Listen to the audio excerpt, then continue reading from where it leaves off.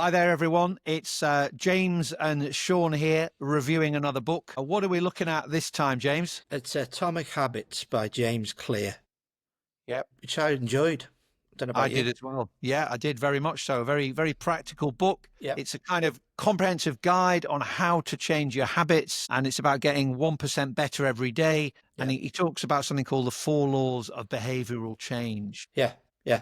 It's really good, isn't it? No, So it's excellent. And I think it's good for, it's great for business. It's great for life. It's great if you want to be a sportsman, if you want to study for exams. It's great for all kinds of things, isn't it, really? yeah, yeah, yeah. I mean, it's got lots of academic referencing to back it up, but I wouldn't say it's an academic book at all. No, but It was, you like your footnotes, don't you, Sean? well, it just gives it a bit of credibility, doesn't it, Yeah, really? yeah, Just gives it a bit of 100%. credibility. Yeah, yeah, But I thought he wrote like a really good, when you hear these things about how to be a better writer and they embellish the narrative with like the soft, crispy snow under the feet crackled. It's kind of a little bit like that. The words he used. And if you didn't really get what he was talking about, there was always great analogies. There was a great story. yeah, So I thought as a piece of literature, it was really easy to get along with. yeah. Well, we like these ones, don't we? When they've got stories in, and they're Yeah. not just an academic thing. Well, Like it's the kind of a first, metaphor for life, isn't it, really? I mean, if you're yeah, talking to people and you can use stories, if you're trying to sell them something or whatever you're trying to do, yeah, you makes pull it. them along with you, don't you?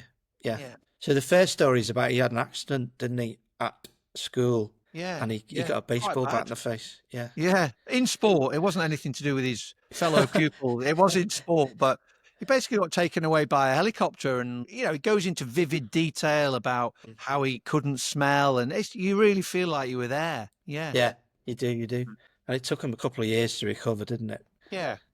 And he, But he kind of uses what the book says later on as a kind of an example of how he changed himself from having a smashed in face and being rubbish at sport to being a kind of a gold medal winner. If you're American, you'll know what that is. I didn't quite relate to that, but it's basically being a top sports person representing yeah, lots of different sports. yeah. So is it just that you're immediately drawn in, aren't you, by his personal story and how he had to develop these habits to overcome this adversity that befell him as he was leaving school and going to college. So yeah, it was interesting. There's some. I mean, in that first chapter, there's some bits. I like the bit it says a habit is a routine or behaviour that is performed regularly, automatically. Yeah, And habits are just tiny little things, aren't they? But they kind of add up. yeah, And I think one of the main things that he touches on, like on page 7, is this idea of compounding and small things done regularly compound over time, yeah, especially if you're willing to massively. stick at them. Yeah, Yeah, yeah, and he goes into more detail on that later on. I mean, just to make a different, just sort of, I've read a couple of other books on habits and the power of habit and things like that. yeah, And basically, a habit is something we do without any need for motivation. We yeah, have kind of limited motivational whatever it is in our body that, we only have limited levels of it. Whereas a yeah, habit, you just do it without thinking. It's just a brain reaction that they kind of link into the 4 steps later on, don't they? yeah, yeah. Okay. So then he kind of, as he's going through the first chapter, he's talking about how this book will benefit you. He said, this book is not an academic research paper, it's an operating manual, Yeah. which I quite like. No, I like that. Yeah. And he's a synthesis of the best ideas smart people figured out a long time ago. Yeah, yeah, yeah. Linking to a few academics, but putting his spin on it, and also Yeah, not saying you must do this. You're just saying, look, this isn't like the only thing you can do. But yeah, from the research I've read and the experiences and everything else I've done, these are pretty surefire ways of making habits become embedded. yeah, yeah. And then kind of at the bottom of page 9, he's talking about the backbone of the book is his 4-step model of habits, which is cue, craving, response, and reward. And the rest of the book is really going through all this, isn't it? And Yeah, exactly. I mean, there's a bit of contextual things, but exactly, yeah. The book is broken down into those 4 steps, explaining a couple of chapters on each of those, isn't it? And how yeah. you can do it.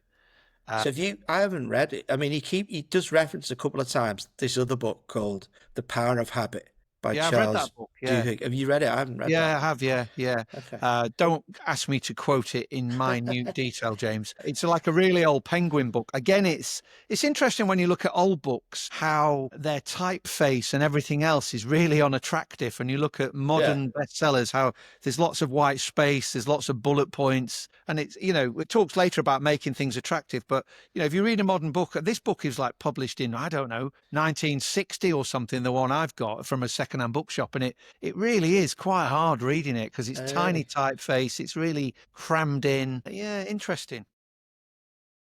Okay. So that was Chapter one.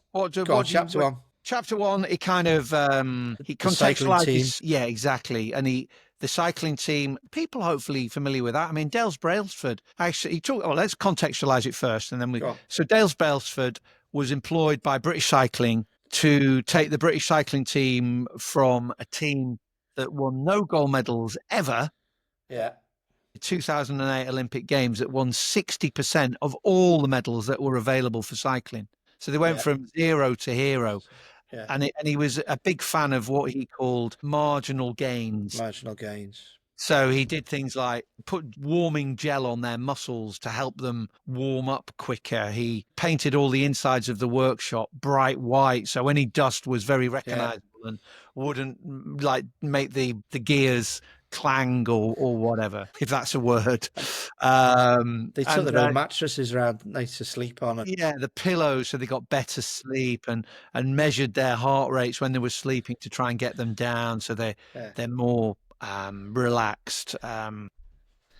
So marginal gains, small habits. Yeah, that's what it was. Basically, he kind of, I think, didn't he say that was I'm just referring to the title of the chapter, the power of it basically talked about small habits making a big difference. And, a small improvement on a daily basis might not seem much, but over time it's massive. Yeah. What was that? So 1% better every day for a year was 37%. That's right. Yeah. You say you become 37 times better if you just do a 1% improvement every day. And in the same way, conversely, if you get 1% worse every day, you kind of go to nothing by the end of the year. And it basically says that what starts as a small win or a setback can accumulate into something massive, either positive or negative. And that's what it's really about. So we should focus on getting 1% better every day. I like the bit on page 18. He says outcomes are a lagging measure of your habits. Yeah, which I really like. No, I like that. And a bit further down on page 18, he said just the second part. He says time magnifies the margin between success and failure, so it will multiply whatever you feed it. So good habits make time your ally. So if you do it regularly, over time you'll get miles better. But also bad habits will make time your enemy, because the longer you keep them up, the worse you get. I really like that. Yeah. Okay. Definitely. Okay. So he goes on to talk about what progress is really like, and he talks about an ice cube, and an ice cube on a surface, and it's just sitting there. And it's 26 degrees and the temperature's going up 27 degrees, 28 degrees. And then when it gets to 32 degrees, it starts to melt. And that's just a 1 degree shift. But it was all the degrees. It's not just 1 degree. It was all the degrees leading up to that degree, isn't it? Exactly. And he was kind of saying, look, most people aren't overnight successes. Yeah. It's the result of continued little bits.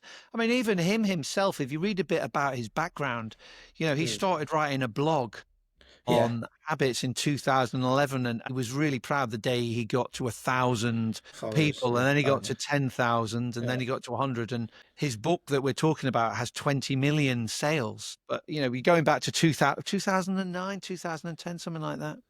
It's interesting, isn't it? It's interesting that he's not written another book, isn't it? Yeah, because you would have thought he'd try and capital. Maybe he's just out spending all the money. But he also does a little, for people who are interested, you can sign up for a little email where he just gives you a little prompt every day on, are you keeping this up? What have you done? What have you changed? So I quite like that linked to a book, a more modern way of engaging people other than just reading the book. Actually give them a little nudge in the ribs every day with a little tiny message. Okay. I don't know whether you've seen that. I did do that for a while, and he used to send me a message every day. Yeah. Did it work? Yeah. But yeah, well, I think it would if I was taking it seriously. Since I've read the book again, I Yeah. can see all the benefits of it. So it just shows. Yeah. I agree. Yeah. I mean, the other thing about that ice cube thing I thought was a good point was that because it takes time, that is also one of the enemies why it's hard to build habits, because people make a few changes. I think it says at the top of 21, they make a few small changes and don't see a result straight away. Yeah. And they kind of think, I've been running every day for a month now, so why can't I see any change in my body? And, Yeah. it's probably not worth it. And I just give up. Whereas, I think I don't want to go, but he talks about the plateau of latent potential was Yeah. a thing he Which is talked interesting. about. We need some kind of illustration at this point. There it is. There. There you go. There you go. So progress isn't linear, is it? We think progress is linear, but it's not. It tends to be less than linear, which is where you get the valley of disappointment before Yes. you reach the We probably need a little screen sharing of the graph there, but basically that's the essence of what Okay. we So then think it it's kind linear, of but it's not. It kind of takes time, and then it suddenly, let me get in the shot. It sort of goes like that, and then ups. So Okay. that's how progress is resulted. Okay. So And then he talks about not looking at goals, but looking at systems instead. And how I love this, some good stuff on page 24 where he's talking about sports teams, and one of this guy from the Super Bowl saying the score takes care of itself. Is it when you're playing a game, you're not constantly looking at the score, which is the goal, but you're just doing the stuff, aren't you? And he says, oh, I like that. And another great analogy again, Oh. James. Yeah. No, you're selling it. I agree with you. Yeah. He said goals are good for assessing a direction, but systems are best for making progress. I love that. I love this. There's right down the bottom of 24, there's a little phrase. He says goal setting suffers from a serious case of survivorship bias. Which I really like, which is, but people to succeed, we knew what their goals were, but there were lots of people who had the same goals who didn't succeed. Yeah. Exactly. He says that just following on. He says every Olympian wants to win a gold medal. Every candidate wants to get the job. And if successful and unsuccessful people share the same goals, then the goal cannot be what differentiates the winners from the losers. And it's all about it's about the systems. You're right. Yeah. So forget about setting goals. Focus on systems. So I agree with it. Right. Yeah. So it says Well, the other thing he said is you do not rise to the level of your goals, you fall to the level of your system. Yeah, that was really good, isn't it? Yeah. And there was something else he said. I quite like the thing where he says goals restrict your happiness, because when you're goal orientated, you're waiting for the payoff. You're waiting for happiness. Whereas when you're systems orientated, you're not putting off, feeling happy. Yeah. And you have like a yo-yo effect. You're a bit up and down, aren't you? Yeah. Because you win and then you go down. And so it says, the other thing he says on 27 there, he says, the purpose of setting goals is to win the game. The purpose of building systems is to continue playing the game.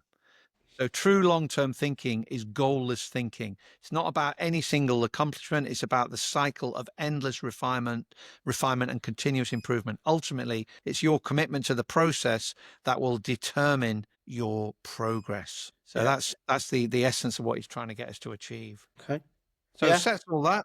So we need habits. And, he kind of says habits, they're great, but they're a double-edged sword because you can have bad habits as well as good habits. Yeah. Small changes are what we need to do. A little habit is part of a much longer term gain. So that was chapter 1.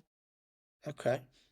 I thought it was good. Good. Yeah. Go on then. Chapter 2. Chapter 2. The title was How Habits Shape Your Identity. So a bit of psychology really here about what we can do. I think, what did he say? On the bottom of page 29, he says, changing our habits is challenging for 2 reasons. One, we try to change the wrong thing. And 2, we try to change our habits in the wrong way. And so what he does in this chapter is talk about how, he's going to address, we try to change the wrong things. So he's he used great analogies. Yeah. Because most people want to try and change their outcomes, but or want the habit to come from the outcome, but it needs to come from your identity. Exactly. Yes, exactly. Yes. again, his story he used to, so what does he mean by identity? It was like who you are. He says two people are trying to give up smoking. So again, I thought it was really interesting. He says, so when one's offered a smoke, the first person says, no thanks, I'm trying to quit. So basically their identity is that person still believes they're a smoker who is trying to be someone else. They're hoping their behavior will change whilst carrying around the same beliefs. Whereas the second person declines by saying, no thanks, I'm not a smoker. And although it's only a small difference, the statement is a kind of psychological shift in your identity. Smoking was my past life, not my current one. And apparently that small psychological shift can make a huge difference. Yeah, it's really interesting, isn't it? Yeah, interesting, I thought. So he takes it down a level, doesn't he? Because he says behind every system of actions or a system of beliefs on 32. And he sort of said, he uses again another analogy. He says the system of democracy is founded on beliefs like freedom. So I thought that was interesting. Behavior that is incongruent with the self will not last. So you may want more money, but if your identity is someone who consumes rather than creates, you'll just continue spending rather than earning. Yeah. I think it's really, really interesting. There's loads of great things. Loads of analogy. I mean, the whole chapter, there's so many we could share. The fingernail bloke, all of that, chewing his fingernails, how he changed he actually likes his nail, make it attractive. Yeah, we'll come to that in later chapters anyway. I think, but defining yourself, I'm rubbish with directions. I'm not a morning person. That's you psychologically telling yourself that's who you are, and that is going to hold you back from developing good habits if you identify with the wrong narrative. Yeah. He says good habits make rational sense, but if they conflict with your identity, you will fail to put them into action. Which is quite like, And he's basically saying, if you want to progress, you need to unlearn certain things about your identity. I thought it was really interesting, actually. He says, you're on 36, he says, your identity emerges out of your habits. Yeah. Your habits are how you embody your identity. I thought this was really, I like these little facts. On the top of page 37, he says, the word identity was originally derived from the Latin words essentitas, which means being, and identidem, which means repeatedly. Your identity is literally your repeated beingness. Yeah, I like that. I must practice my Latin next time before I try this. But I really like that. Yeah.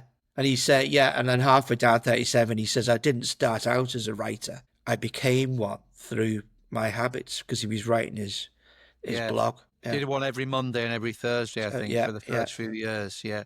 So, and that just developed his identity. That's who he was. Yeah. I mean, it goes on a bit more, doesn't he? He says each time you write, you become a writer. Each time you practice the violin, you're a musician. Yeah. When you start a workout, you're an athlete. Just like, who are you? This is who you are. To kind of, I suppose, reinforce who you are, really. Yeah. Yeah. I like on 38, he says, each habit is like a suggestion. Hey, maybe this is who I am. And you're sort of trying them on, aren't you? Yeah. Every action you take is a vote for the type of person you wish to become. Yeah. And I mean, that stretches to lots of things, doesn't it? Is it the Henry Ford quote, whether you believe it or disbelieve it, is probably true. You know, so it kind of links to that, doesn't it? If you think you can do it, I mean, no Olympic athlete thinks, God, I'm going to lose. Look how big they are. They kind of think, I'm going to smash this. I'm going to win this. Obviously, they all think that, and there's only one winner. But it's a behavior, isn't it, that we should try to, embrace. Okay. I like it's very positive, isn't it? At the bottom of 38, he says, each habit not only gets results, but teaches you something far more important, to trust yourself. You start to believe you can actually accomplish these things. Yeah. I really like that.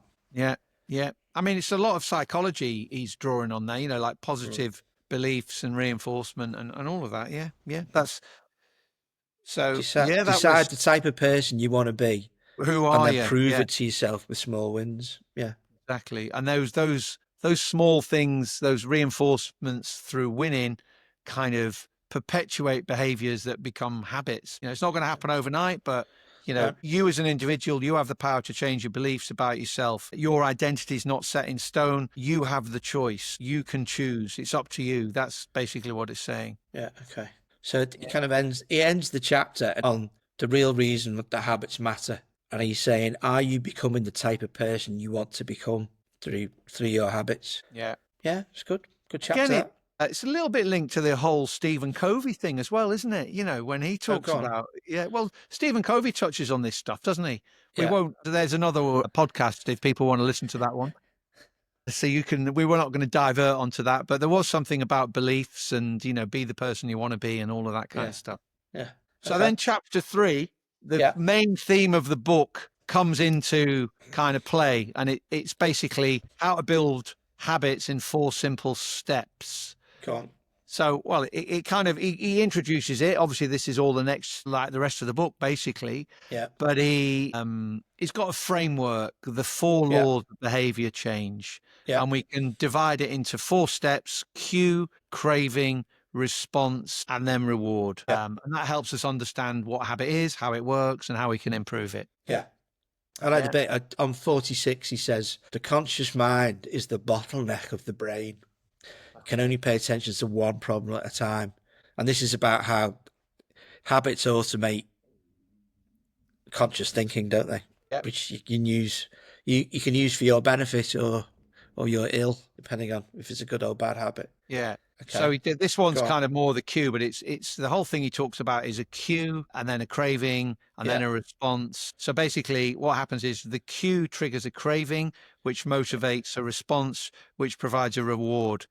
Yeah. And that satisfies the craving, and then that becomes associated with the cue. So that's like the neurological loop that causes us to do things, for want of a better word. I mean, your brain is a reward detector. Yeah. I mean, we'll talk about it, but there was some, the habit loop, that habit loop thing. Yeah. Yeah. The 4 laws of behavioral change. Thank you, James. Yeah. So a simple set of rules for creating good habits and breaking bad ones is the cue. And then, so that's about what he talks about there is make it obvious. And we'll talk about that in a moment. And when we're saying cue, we're using the word C-U-E. C-U-E, cues. So just to an example. So if you're like people who are always on social media, so the cue will be your phone buzzes with a new text message. Yeah. So people spend ages doom scrolling, don't they? The craving, you want to learn the contents of that message. The response, you grab your phone and read the text. And then the reward, you satisfy your craving reading the message. Grabbing your phone becomes associated with your phone buzzing. And it's just like a waste of time. Yeah. So that's a bad habit. It's a bad habit, which is, the cue, it buzzes, craving, you want to learn the contents, response, you grab your phone, and we got to stop that. Yeah. The cue, you walk into a dark room, the craving, you want to be able to see, the response, you turn on the light, and the reward, you satisfy your craving to see. And then, your brain just does it. You become dark room, switch on light. That's how it works. And it's all kind of automatic. That's basically what that's all about. But, and then I think, at the end of this chapter, I'm jumping on to 54 here, James. I haven't picked anything else up. It kind of comes up with, how to create a good habit and how to break a bad habit. And it basically sums up the next chapter. So the first law is make the habit obvious. The second law is make the habit attractive, make it easy, and make it satisfying. And it's kind of to stop bad habits. It's kind of the inverse of that. So make it invisible, make it unattractive, make it difficult, make it unsatisfying. Good. Yeah. Okay. So then he moves on to the first law. Yeah. Making it obvious. Yeah. This is quite a good story about a lady who was a medic, goes to a family wedding, and she sees her father-in-law and tells him he's got to go to hospital straight away. And because she felt he was at immediate risk of a heart attack. And he was, it turns out. And she knew that, because she just had so much experience of people on cardiac wards and what the cues were. Yeah, so just her brain had picked up on cues that predict outcomes, and she just knew it. Yeah. I thought there was a few funny, using great stories to explain it. On page 62. Go on. there was a lady who he'd been doing some research with, and she was a former preschool teacher, and she'd moved to a corporate job, and her behaviors were so embedded, which is a danger of habits in a way, and it talks about how to stop them. So she's now working with adults. Her old habits would kick in, and she kept asking her co-workers if they'd washed their hands after going to the bathroom. And a man, have you washed it? It's like, you might do that with kids, but you don't do it. And then there was a man who'd spent years working as a lifeguard and would occasionally yell, "Walk," whenever he saw someone running. And that's just how, over time, habits become so common that they kind of become almost dangerously embedded, and we don't think about them. Yeah. I like there's a quote from Carl Jung saying, "You make the unconscious conscious, it will direct your life and you will call it fate." Yeah. I really like that. Yeah, very good. And it Okay. talks, what do you think about the habit scorecard on 62? Yeah, It was trying to stop these people saying, "Have you washed your hands?" It talks about the Japanese train system. Yeah. Whereas Pointing and calling. Pointing and calling, it just makes it kind of not be automatic. You have to think when you point and calls. Basically, when the train approaches a signal, the operator will point and say, "Signal is green," rather than, just go into your auto mode. The signal is green. Yeah. And, when it's time to leave, the operator will point at the timetable and say, "Time, the time is 6 o'clock, we're leaving." And and that's pointing and calling. It's actually a safety system designed to reduce mistakes. So it might seem a bit like silly, but it's really effective, because I think it cut errors by 85%. It cut accidents by 30%. Yeah. New York subway system adopted it, and they had similar benefits. Yeah. So it just raises the level of awareness. So I thought pointing and calling, although you think it's obvious, it does raise a level of awareness, and your non-conscious behavior kind of gets stopped in its tracks. Yeah. I like that. And then he goes on to this habit scorecard, 64, which I printed out. Oh, good man. It's quite good, actually. He's got all kinds of resources on his website, which he refers to in the book. So you can go and print it out. But he talks about a tidy workplace as well, James. I'm just looking over your left shoulder. I know, yeah. It's a busy workplace. It's you're gonna get brain fog with all that. I'm not at my desk. I'm actually downstairs, but that's maybe the point, because my desk is similarly tidy to yours, or not. But yeah, so he just gives you a kind of a program of how to develop good habits. But the scorecard is for you to start noticing things, isn't it? So you say, create a list of your daily habits, and you might have things like wake up, or turn the alarm off, or check your phone. Pour a glass of wine. Yeah, pour another glass of wine. Exactly. And then if you're neutral on the habit, you put an equal sign next to it. If it's a good habit, you put a plus sign next to it, and if it's a bad habit, you write a subtraction sign. So I was sitting reading my book yesterday, and I put being reactive to the phone, because I had the phone next to me. Yeah. And I kept putting the book down to look at, which is a bad thing, isn't it? You should have, you shouldn't. It's really, one of the businesses I run is kind of helping students pass exams, and I serve them on WhatsApp 24/7. So it just gets very draining if every time it pings. So I try to look at it every 2 hours rather than look at it every time it pings, because you just get dragged down rabbit holes. And it's a bit like that other book. What was he called? Adam Grant, the multitasking, another podcast we did where he says multitasking is a myth and you should concentrate on one thing. Yeah. I can't remember that. Was it Adam Grant? You don't remember that, Jamie? We did do a podcast on it, but you'll have to look back through. I can't remember that.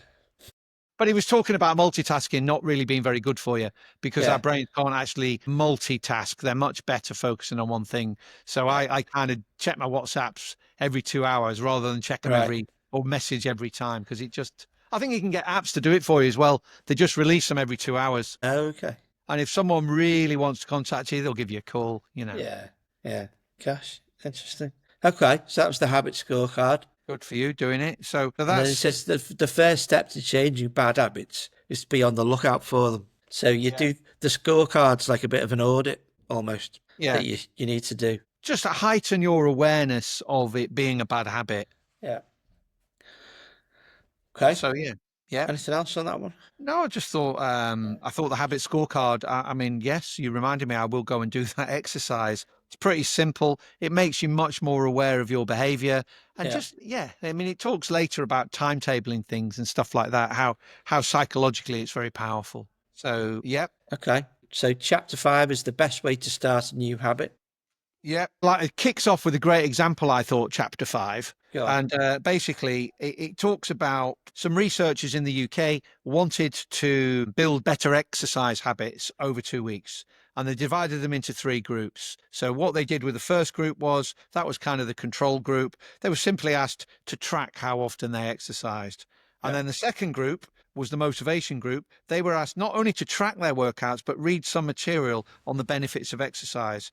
And Yeah. the research explained to the group how exercise could reduce the risk of coronary heart disease and improve heart health. So that was the second group. And then the third group, they received the same presentation as the second group, which ensured they had equal levels of motivation, but they were asked to formulate a plan for when and where they would exercise. So specifically, each member of the third group completed the following sentence. During the next week, I will partake in at least 20 minutes of vigorous exercise on Tuesday at 3:30 in the gym or in my office or whatever. So what was the outcome? Well, first and second group, 35 to 38% of people exercise at least once per week. Yeah. You guessed it. What happened to the third group? 91. 91%.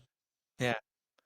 So why was that? It's basically when people make a specific plan for when and where they're going to perform something, you're much more likely to develop a habit. Yeah. So that's good. When situation X arises, I will perform response Y. That's that's his. And that's I his know rule. it might. Some of us, if we've got any mathematicians listening, there are 248 people. It's statistically irrelevant. Which okay, but hundreds of studies have shown that the implementation intentions are very effective in sticking to goals. So if you are interested in the research, there's lots of research in the appendices to the book that will help you do that. Okay. So then he moves on to the idea of habit stacking. Yeah, I like that. Which is 74. There was one I picked up on. Well, So you basically connect behavior. So what current you do? behavior. Yeah, it's habit stacking. If I do define it, is a new habit is to identify a current habit you do every day and then stack your new behavior on top. So, meditate. If you want to be meditating, how do we meditate? Well, after I pour my cup of coffee, I'll meditate for 1 minute. Yeah. After I take my work shoes off, I'll change into my workout clothes. After I sit down, so for marriage, after I go to bed at night, I'll give my partner a kiss. So it's just behaviors that become embedded. That's kind of what they're trying to do. Yeah, I quite like that idea, habit stacking. He writes quite a bit on that, doesn't he? There's a couple of pages on that.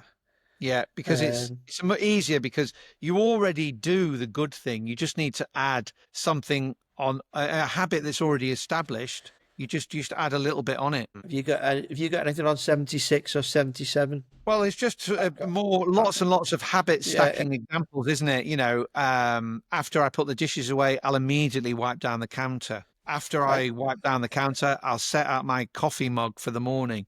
It's a bit like, put your gym clothes by the door, isn't it? And he doesn't say that, but how do you get people go to the gym? Well, you have all your kit out the night before. You kind of make it easy. I kind of flicked on to 78, and I quite like at the bottom of 78, he talks about making things specific and not ambiguous. So he said he wanted to do push-ups before lunch, and he wasn't specific enough with himself. And then he said, when I close my laptop for lunch, I will do 10 push-ups next to my desk. And that cleared away all the ambiguity. Very laudable of him. So yeah. Make it obvious, and make it specific. It's good. Habit stacking, easy to do. So make it obvious. You've got a habit. I just add the new one onto something you just do naturally anyway. Yeah. So maybe you brush your teeth. Maybe I'll floss as well for a minute or something. Okay. Very good. I stand on one leg when I brush my teeth. Do you? Yeah. 30 seconds on one leg, 30 seconds on the other. Okay. Yeah. Sorting out your core. Yeah, it's good. And then and then you're supposed to close your eyes as well, which I Okay. counterintuitively, when I've had a drink, I can close my eyes and stand on one leg, no problem. Whereas when I'm when I've not had a drink, close my eyes, it's a lot more problematic. Don't know why. Anyway, Interesting. so So on chapter 6. chapter 6 is titled Motivation is Overrated. The Environment is Much More Important. Yeah, So he basically is saying that, yeah. And also, I think reading that other book on motivation, we only have limited amounts of chemicals that help us be motivated. And once they Yeah. become diminished, they're gone, and we can't do anything to make us do that thing or work harder or, go to the gym. It's just like we've evaporated all of that chemical within us. And to get us to do things, it's far better to have a habit because we just do the habit. We don't need Yeah. any motivation. So I Yeah. think that's where linking it to another book, it's the environment in which we're in. He goes on the first bit of the chapter. He was talking about the hospital was trying to get people to drink more water, and he kind of gives a map of the canteen there. You can see, Yeah. and it doesn't really come across very clearly because it's a black and white. But basically, there was only one area where water was, and what they did was they changed the layout of the cafe so there was water available in many more places because everyone was drinking kind of fizzy, sugary sodas, and just by making an environment where there was more water available. I'm trying to think of the actual percentages.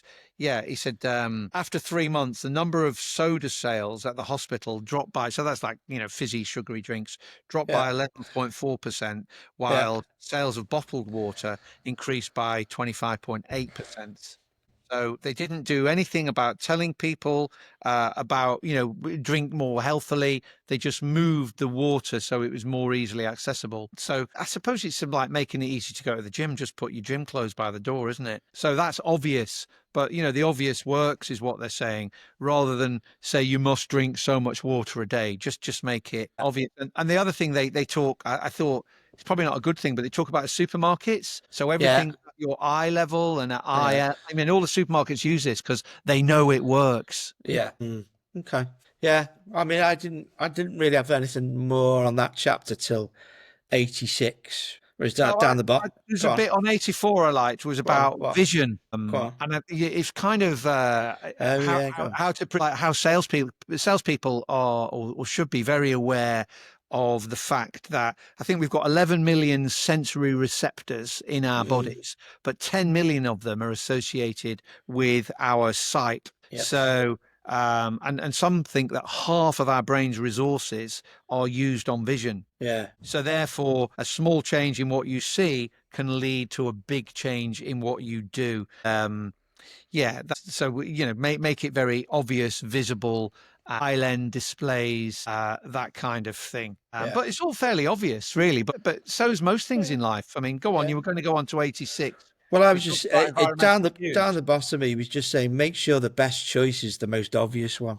Yeah, as you're saying. Yeah. So if you want to remember to take your medication each night, put your pill bottle next to your toothbrush or something. Yeah, it's obvious, but do you do that? I like it. On the bottom of 87, he says, stop thinking about your environment as filled with objects. Start thinking about it as filled with relationships. Because like you're saying, you put the pill bottle where you're going to take it. Yeah.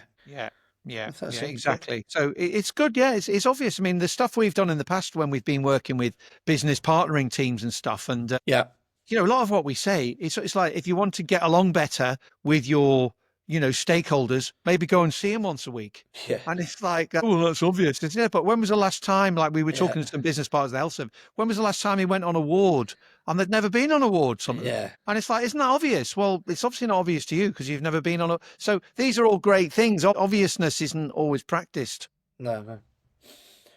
Okay. The location brain thing over the page. Did you pick on that? Go on. Where are you up to now? 88. Yeah.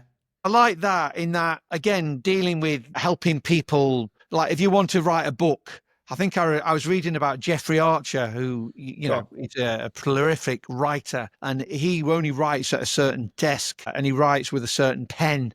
And then he gets his second and he writes freehand, not with a typewriter or word processing, because that's what stimulates. But he has to go to that desk to write. and he has Yeah. to use that pen because, boom, he's just a mental trigger. If you're studying, I go and sit at my desk and I study, and then I go and sit on the sofa where I'm not studying, I'm having fun, I'm doing something else. So basically, if you can train your brain to associate with a particular location, I've seen that to be very powerful. So like you're here, even sometimes, you know, what you wear, you know, I've got my work clothes on, I've got my playing clothes on, kind of thing. He said, You know, the top 89, he says, the mantra I find useful is one space, one use, which I liked that. And then he goes on to talk about phones, doesn't he? And how mobile phones, although they're very, very powerful, they you can mix up what the context is, why you're using it. Yeah. He says it's a mishmash of cues, a mobile phone. Yeah. Yeah, it's good. No, I agree. I actually have 2 mobile phones for different things. And I can combine them. Whatever is, oh, why don't you just put them all on one? Well, for the very reason is I try to make a demarcation between personal life and work life. And it just helps. It just, you know, stops me getting dragged down rabbit holes. Yeah. Got your burner phone, eh? Yeah, exactly. Come on then. Any more on chapter 6? I think right at the end, I picked up on every habit should have a home.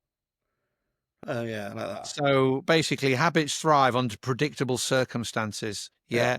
But, you know, relaxation is easy when you're in a space designed for that purpose. Sleep comes quickly when it's the only thing that happens in your bedroom. If you want behaviors that are stable and predictable, you need an environment. So it's a bit like, look, that's what you should do. So everything has a place and a purpose. But again, another great chapter. Yeah. So go on. Chapter 7, The Secret to Self-Control. It's an interesting story about all these American GIs who were addicted to heroin in Vietnam, and when they came home, they all stopped doing it. Yeah, I thought it was absolutely fascinating. Yeah. About, you know, basically, well, you go and explain what happened, James. I'm interrupting you.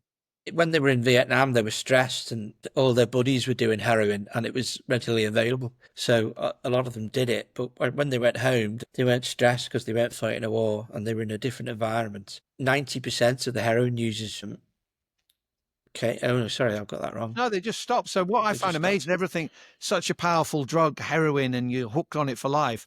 These guys were all hooked on it in the Vietnamese jungle, and then they came home and it just stopped. So there was no triggers in their domestic life in, you know, suburban USA that caused them to keep taking heroin. Whereas in the jungle, wherever all their buddies were all taking heroin and they were all stressed. Yeah, I found that absolutely fascinating, actually, that it's just like playing with your brain. Yeah. Yeah. Because it talks about heroin addicts maybe who are on the streets of the States. They go to a clinic, they get clean, and then they come back to the streets where everyone's taking heroin again. So you're never going to get clean because heroin users just go back to the environment that they came from before rehab. So it's like these people that move out of Hollywood to, you know, the hills or, you know, the desert just to get away from all the people who are doing whatever they're doing. So on 93, about halfway down 93, he says, once a habit has been encoded, the urge to act follows whenever the environmental cues reappear. So I like that, yeah. Yeah, yeah. It's like a cautionary note on cues, wasn't it? Yeah.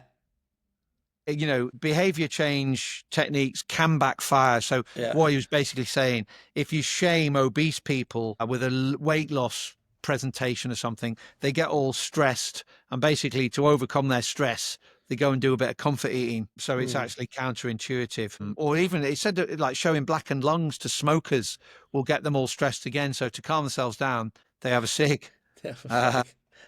You've got to be careful about cues, basically. Yeah, I like that. I like that. And then 94, he goes, you can break a habit, but you're unlikely to forget it. And I've never seen someone consistently stick to positive habits in a negative environment. Yeah. Yeah, that was it. So, you know, and loads of little examples. If you're watching TV, too much TV, move the TV out of the bedroom. Yeah. If you spend too much money on electronics and gadgets, quit reading reviews of the latest tech gear. If you're playing too many video games, unplug the console and put it in the closet. If you're drinking too much beer or wine, don't have any in the house. Only Yes, you yeah. have to go out and buy it, kind of thing. You know, I've got a fridge full of wine and stuff, and it's not good. So make it Go on. obvious. Well, it basically says so. So he did say right at the end. He says the practice isn't, to get rid of bad habits. It's don't make it obvious, make it invisible. Yeah. So you get rid of the telly, get rid of the games console. I thought they were all great points. Okay. We come on to the second law, make it attractive. Yep. What have you got here? So this is chapter 8, how to make a habit irresistible. Yep. And again, well, I kind of came into this about 104. I don't think. Yeah. Did you pick anything up before that? Not really, no. It was based on facts we all know, and it's what the food industry does to make what is effectively rubbish food very attractive. Yeah. So how do we eat more junk food? Well, yeah, the food industry know exactly what they need to do. And we all fall for it and we eat lots of junk food. So he's talking about dopamine, isn't he? Oh, I found that in this fascinating chapter. as well. Yeah, dopamine and the importance of how it affects our brains. What have I got here? It's the anticipation of a craving reward. and desire, wasn't it? He talked about that. And the spike, the dopamine spike, and the anticipation of a reward, not the fulfillment of it, that gets us to take action. Yeah. So the dopamine is that anticipation, and then they talk about an experiment they did on rats where they put something in their brains to stop dopamine being released. Yeah. The rats kind of they lost their will to live, basically. They wouldn't eat. Yeah, they died of thirst. Yeah. And then in follow-up studies, they inhibited the dopamine bits of the brain, but they gave rats sugar and all their faces lit up with sugar. So they still liked sugar, but the dopamine didn't make them keep eating sugar. Yeah. Really so they could experience the pleasure, but without dopamine, they had no desire. Yeah. Interesting. And without desire, their actions stopped. I thought it was fascinating. How Cocaine addicts get a surge of dopamine when they see the powder, not after they take it. Yeah, exactly. Okay. Yeah. So then he goes on, all of the things that are bad, browsing social media, eating junk food, taking drugs, playing video games, are very interesting. The scientists thought dopamine was all about pleasure, but now we know it plays a central role in the motivation to do something. Yeah. Okay. Well, have you got anything else there? On the dopamine, I quite like the temptation bundling. Oh, yeah, on 108, yeah, go on. So, again, it's a bit like habit stacking, which we were talking about earlier.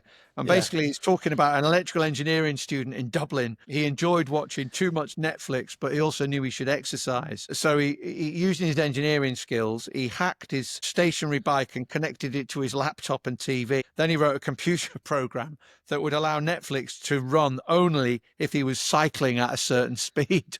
If he slowed down for too long, whatever show he was watching would pause until he started pedaling again. So he was eliminating obesity one Netflix binge at a time.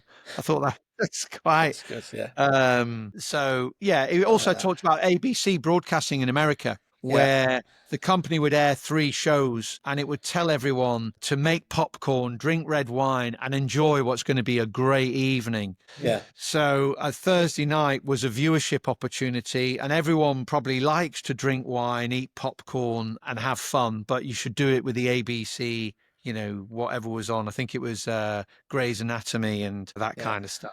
So I thought that, again, that's kind of proven by TV executives that these things work and we can sell the advertising between shows for a lot more money. Yeah. Okay.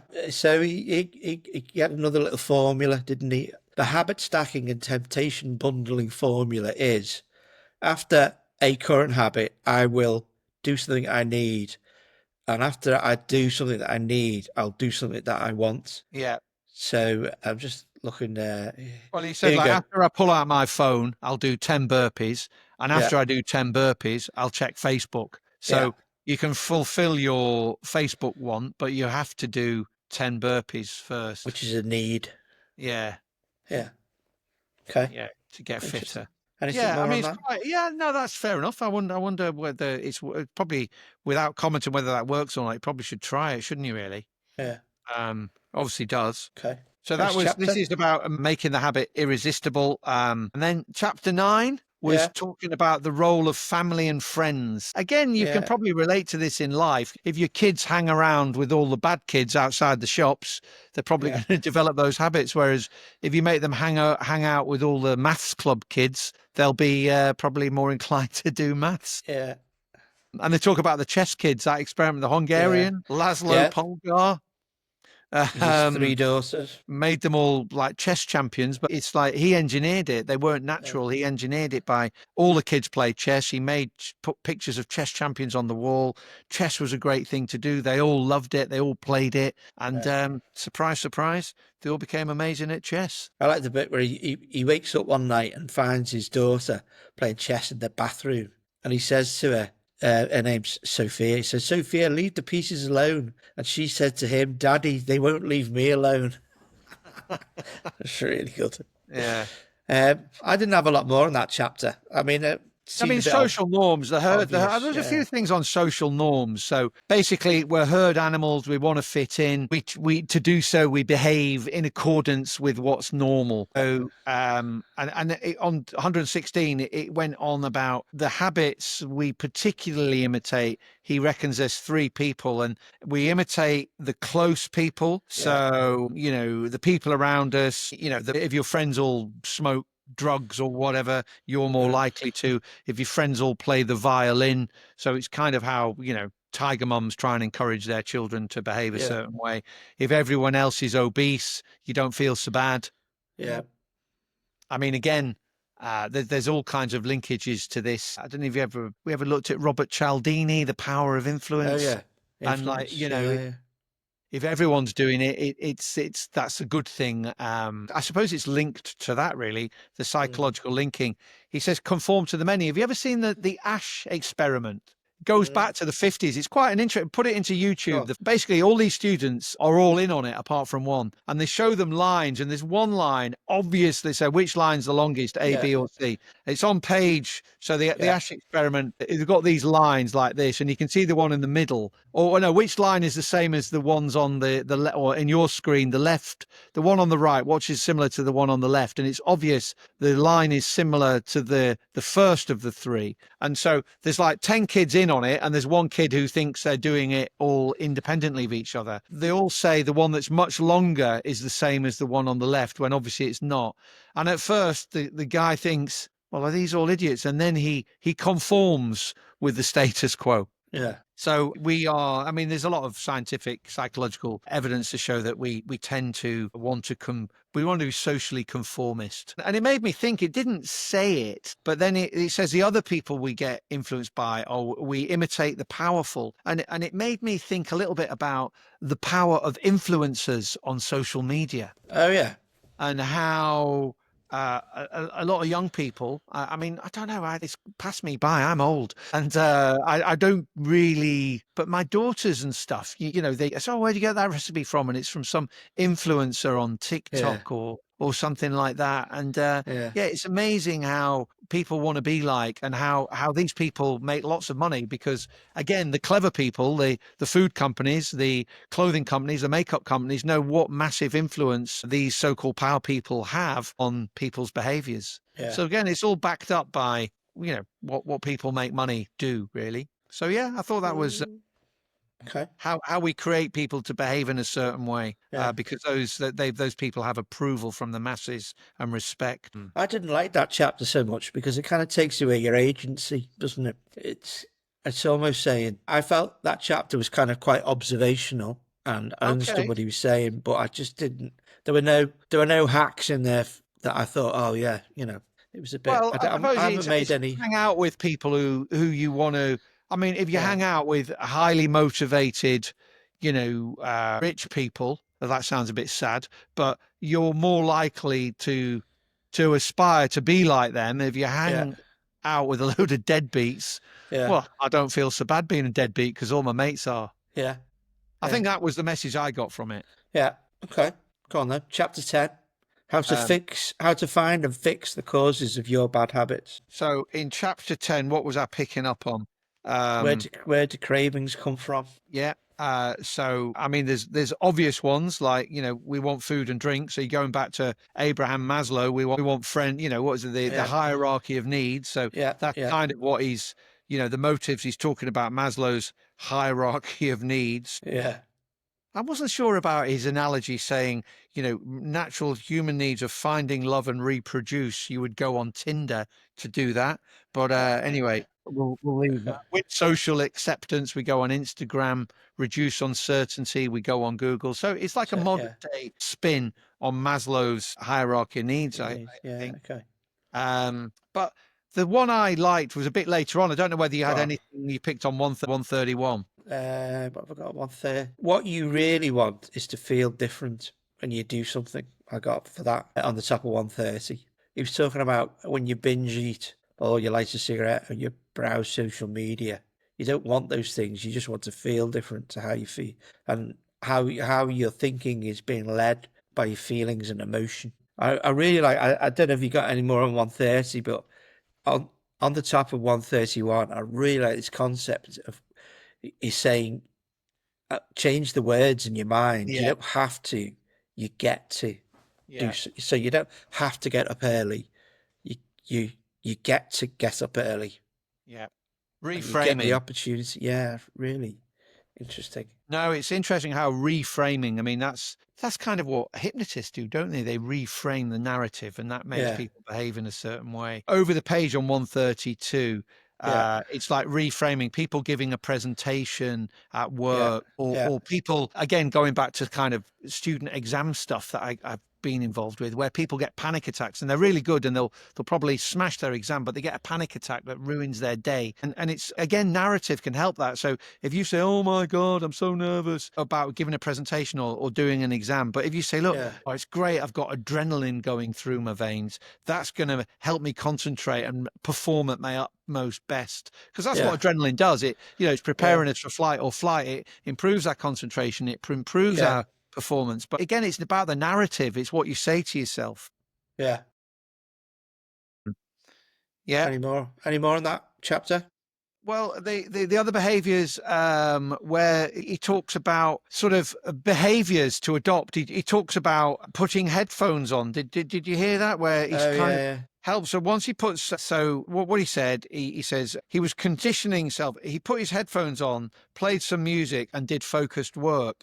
But then just putting headphones on, kind of mental, kind of little tick, yeah, start being concentrating. It's a cue. So his yeah, headphones automatically made his brain go into mode of increased focus. So yeah, again, it's and then the craving, followed naturally from that cue.